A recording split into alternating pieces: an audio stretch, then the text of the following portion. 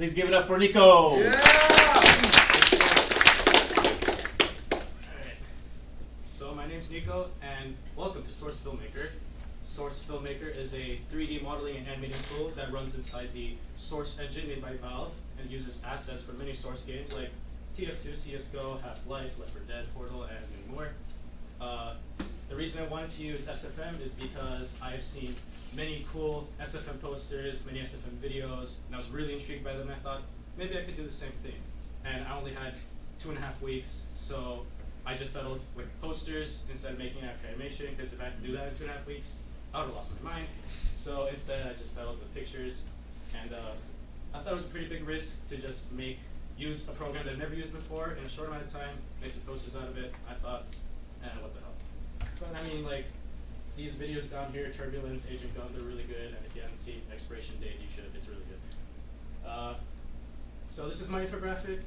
This basically just takes everything that I'm going to say and drastically simplifies it. And since I only have 5 minutes, I can't really go into everything. So on my website, I go way more into depth. So if you're at all interested, you can look at that. So first steps first, opening the program. You want to load a map. So you can actually put the scene somewhere. Control L is the way you can shortcut to selecting a map, or just go to File, load map. And you have around 80 or so maps to choose from. And having prior knowledge of the maps that are available to you is very good, which I had, because most of them come from TF2. And if some of the maps you see there are not very intriguing, of course you're doing this on Steam, and the Steam Workshop has a lot of different maps that you can use, so you can just pick and choose the ones you like. Next things next, you want to do a bit of house cleaning. There are a few little settings right here for the timeline. You want to pick the middle one, the motion editor. If you don't do that, nothing's going to move, so you should do that.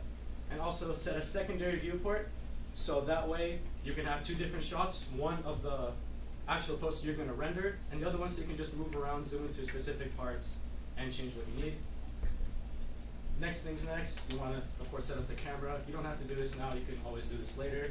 And you want to start making new models. You go to here, create animation set for a new model, and straight from download, you have like 8,000 or so different models to use. Some are characters, some are objects, some of them are map props, and much more. I, of course, knew exactly what I needed, and I just picked and chose what I wanted. And just do keep in mind that the file names for the objects are not the exact same as they would appear in the games that they come from. So I did bookmark a few websites that told me the file names, and they were very useful. Next things next, I wanted to add cosmetics to the character. So I went back to making another animation set for a new model, grabbed some cosmetics I needed, and I started linking them together. All the cosmetics and the characters have little bone parts that connect to every part of the body, like the arms and the torso and the head. You have to click and drag every single corresponding bone part from the character to the cosmetic, so that way you can zero the tab, connect everything together, so when you move the character, you move the cosmetic as well. And then from here, I just start moving the parts around. You have like the XYZ moving tools. You can also do the rotating tools. You can change basically every part of the character, from the facial expressions to different parts of the fingers. There are a lot of different ways you can change the characters, whether you want them to look good or look bad, however you like. And then of course, I have a sword there. That's also a model. Create an entry set for a new model. You just do that. And then from here, I wanted to add some lighting into it. There are 2 different ways you can do that. First thing, look around the bones for the character. I click the head bone, and if you see GAG Utilities menu, create lights, that's one way to do it. It spawns multiple lights that you can change as you want. We can just go back to the plus and create an animation set for a new light.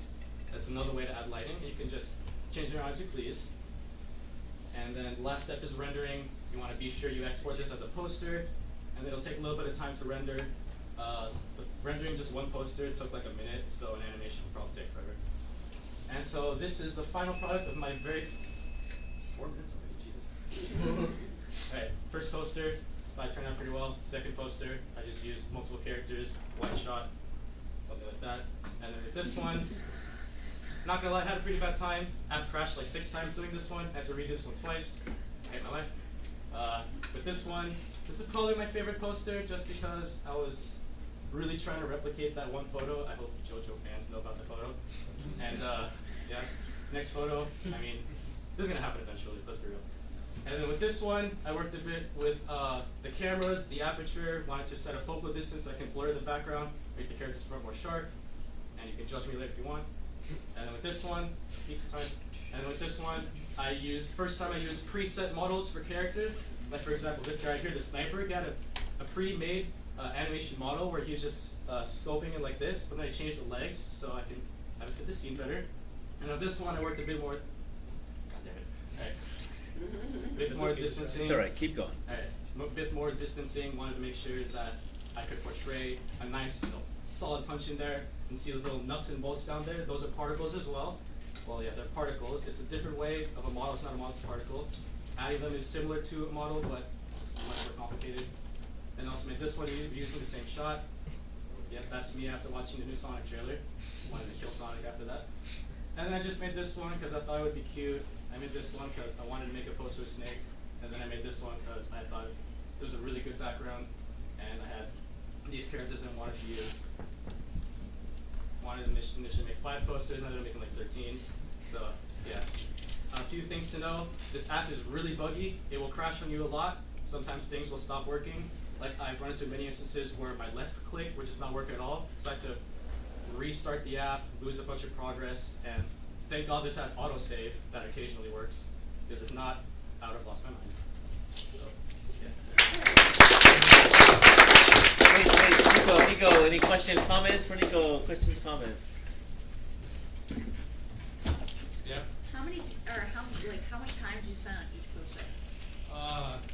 Each poster took a few hours. The first one in particular probably took the longest just because I didn't really know what I was doing. And then as I went on, I added more to the posters, and that just kept stacking up in hours. So yeah. Have you used any other 3D modeling programs? No. Okay. Yeah. First Did you say it's beginner friendly or what? No. It's not at all. No, it's not. Niko, you really spoke like an expert, and your use of professional language was excellent, and you're very productive. Thanks, Dad. Thank you. You make me proud, son. Thank you, Nico.